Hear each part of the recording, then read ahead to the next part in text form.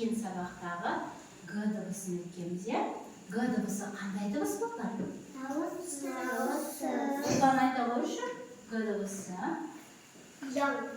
дауыссыз, яң дыбыс. Жарайсың отыра ғой. Ал енді біз осы Г дыбысы бар сөздерді оқуды бастайық, иә? Ал бастаймыз.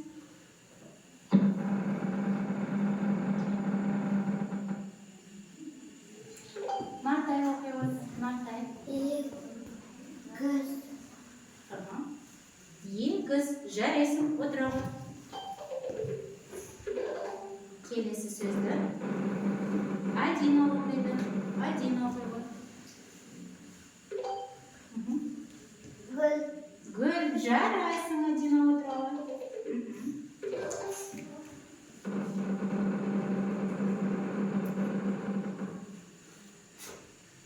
Сандуғаш оқи ғой. Неге. Жарайсың сандуғаш.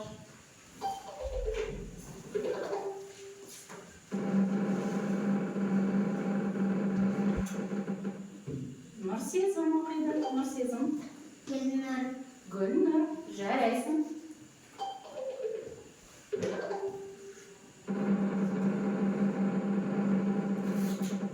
Исламхан оқиды. Гүл. Гүл. Жарайсың. Ақжігіт оқиды. Ақжігіт. Неге.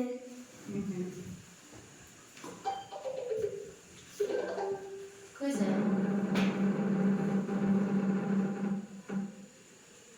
Өнеге. Өнеге. Жарайсың көзім.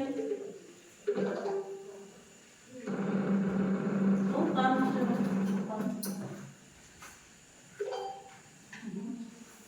Мерген. Жарайсың. Мерген деген сөз. Бәріміз оқып па?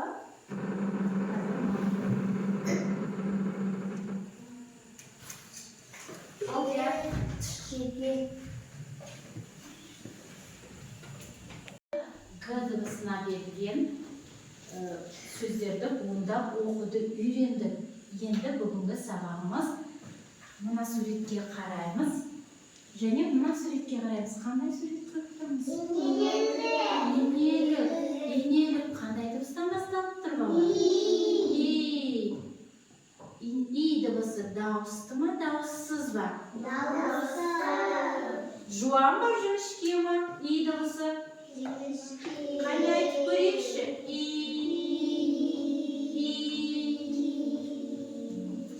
Дауысты, жіңішке дыбыс. Ендеше балалар, бүгін И дыбысымен танысайық, иә? И дыбысын. Ит. Қандай дыбыстан басталды? Бұл И дыбысының бас және кіші әрпі. И сөзі И дыбысынан басталады. Қане, бірге көрейікші. И кедергісіз созылып айтылады. Демек, И дыбысы дауысты дыбыс. Оны қызыл түспен белгілейміз. Шие сөзінде И дыбысы сөздің қай жерінде кездеседі? Иә, ортасында. Ал Ки сөзінде дұрыс айтасың. Соңында. Яғни балалар, И дыбысы сөздің басында да, ортасында да, соңында да кездеседі. Қазір біз И дыбысынан берілген сөздерді оңдап оқуды бастаймыз. Жеке жұмысты бастайды. Исламхан келеді. Кит. Жарайсың. Жарайсың. Нартай келеді. Нартай келе ғой.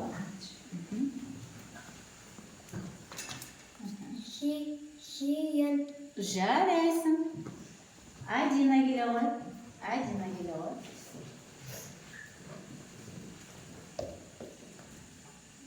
Тиын.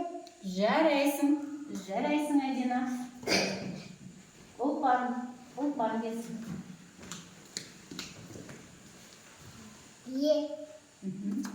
Шие. Жарайсың. Ақжігіт келе ғой.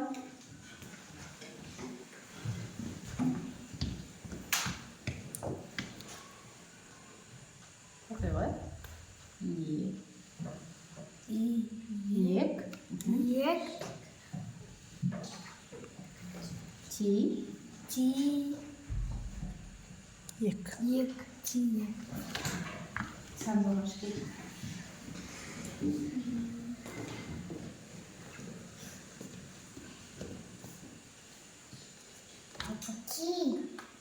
Тиек. Жарайсың. Нұрсезім.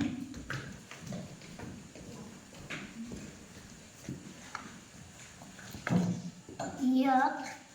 Kıyak. Жарайсың, Алдиагилова.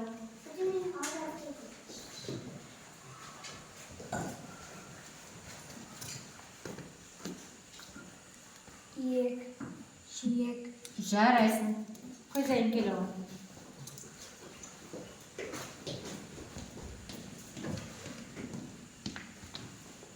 Yek. Tiyek. Осы буындап жақсы оқығандарың үшін бір жұлдызшадан.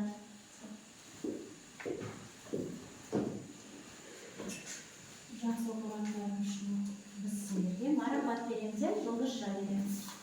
Жұлдызша оқығандарыңыз. Өзіміз олар. Қазір бізде топтық жұмыс болады. Осы суреттерге қарай отырып, и дыбысы бар сөздерді сәйкестендіреміз. Түсіндік па?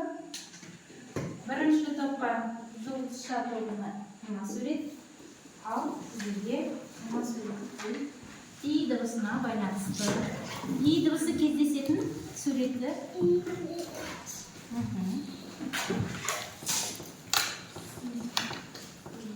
Сандуғашқа да береміз, иә? Сандуғашқа да береміз.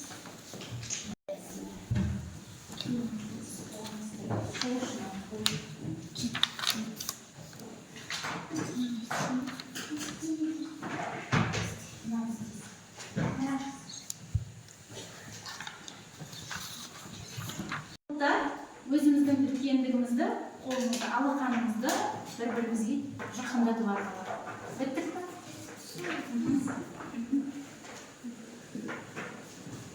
Біттік па? Бітсек бір-бірімізге алақанымызды.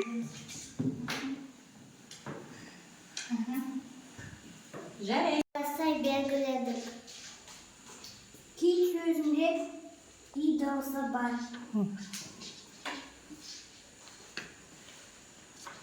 Siyah sözünde iyi de olsa var.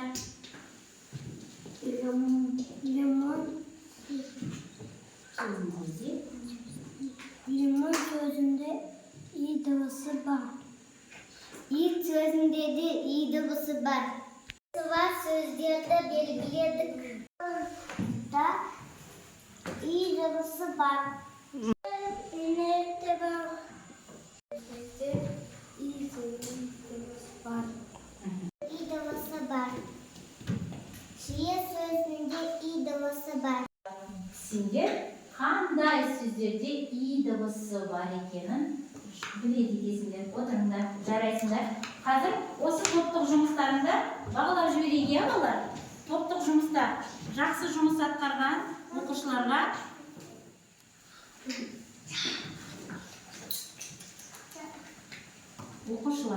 біздің жұлдызшаларымызды санаймыз. Жұлдызшалар. Жұптық жұмыс жасаймыз, иә? Жұптық жұмыс дегеніміз жұптасып орындайтын жұмыс. Қазір жұптық жұмысқа осы сөздерді түсіп қалған әріптерді жазамыз. Түсіп қалған әріптерді жазамыз.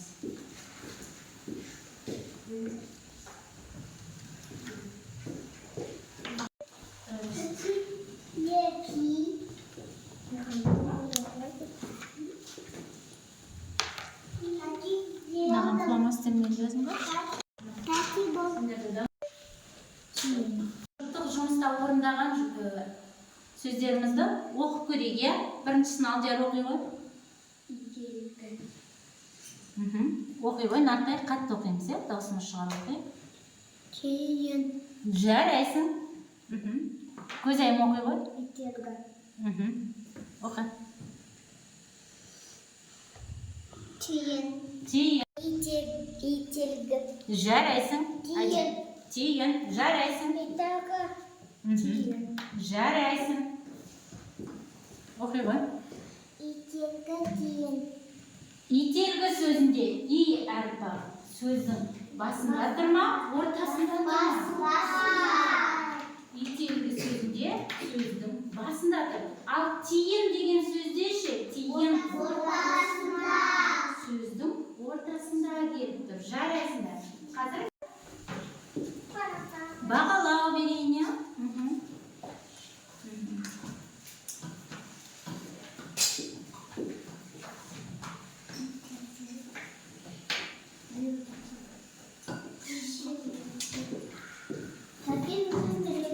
Тапсырмаларын орындап көрейік.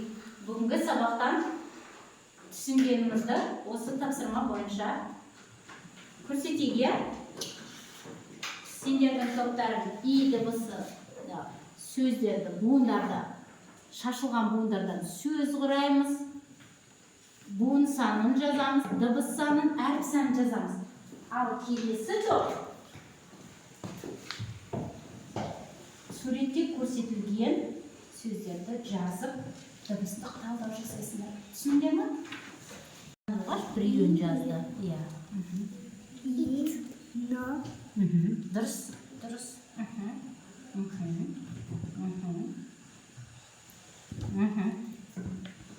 Наны тұлпан.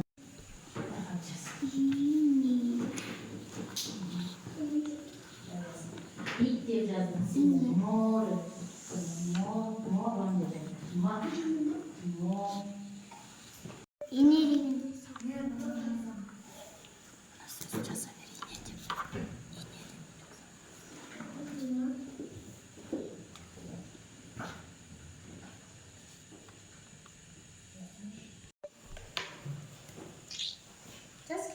Келесі әріпін жазалым.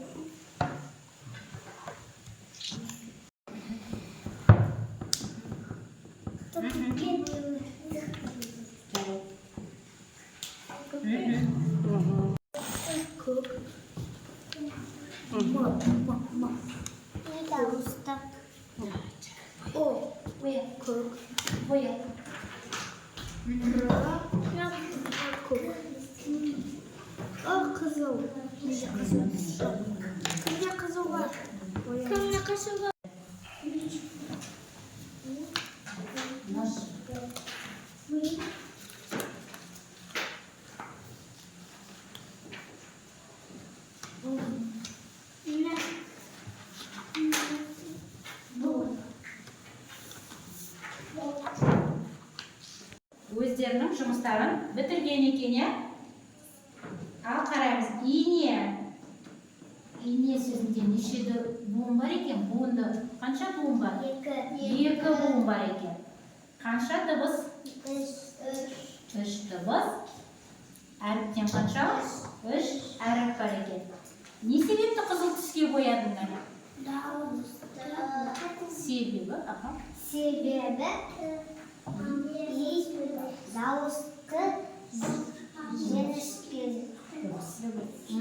Жарайсыңдар. Тиын деген сөз шығыпты. Ине деген. Жарайсың. Ит балық. Көзайым оқи ғой. Ит мұрын деген сөз шығарыпсыңдар. Алдияр. Мына жерден қандай сөз шығардыңдар? Шие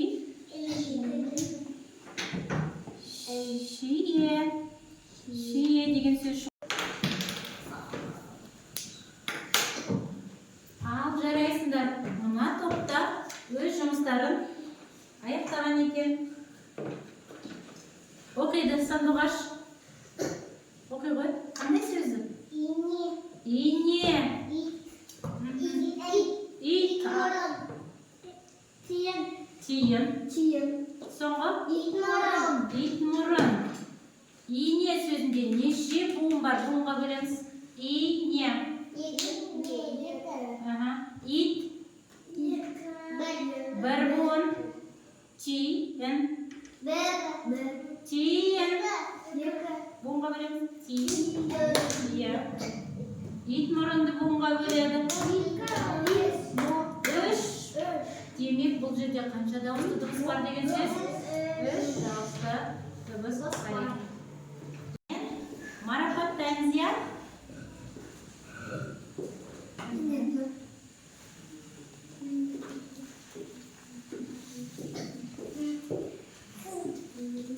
Әр жұмысымызға осындай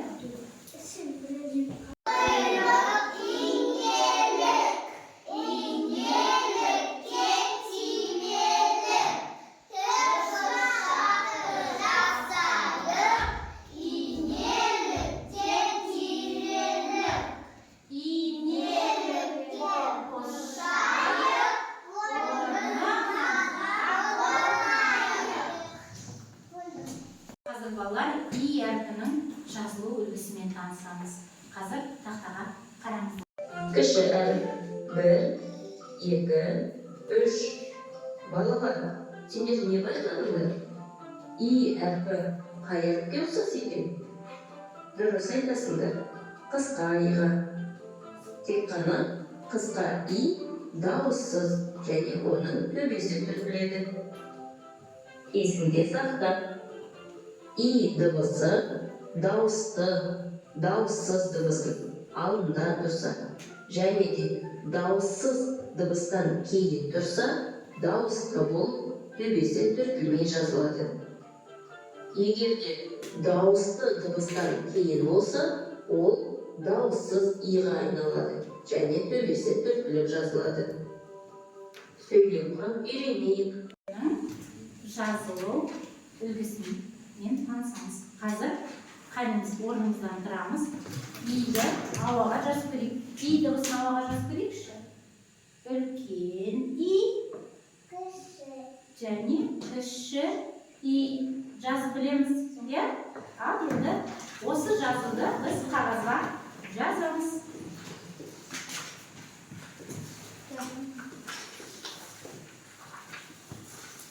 Біз жазылуына жазамыз.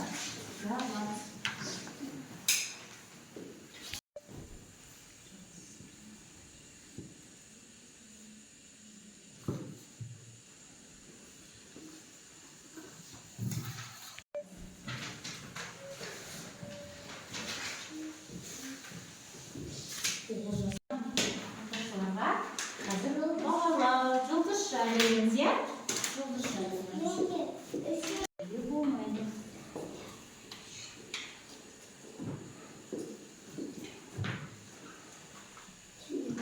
Әдемі жазғандарымыз үшін.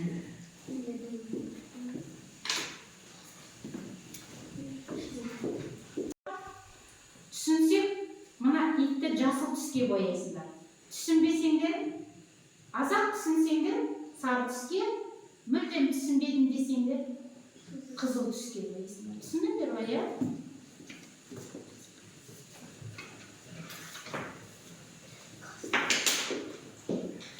Иттің суретін саламыз ары қарай. Содан кейін сарымен бояуға да болады, егер де азақ түсінсеңдер.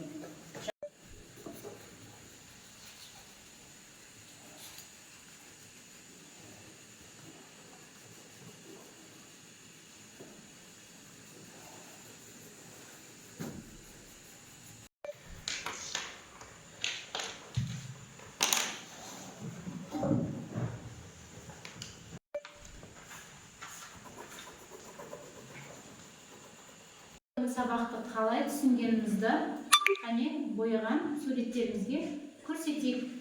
Түсіндік па? Түсінген жоқпыз ба? Бәріміз түсінген екенбіз. Бүгінгі сабақты түсінген болсаңдар, бүгін сабағымыз аяқталды.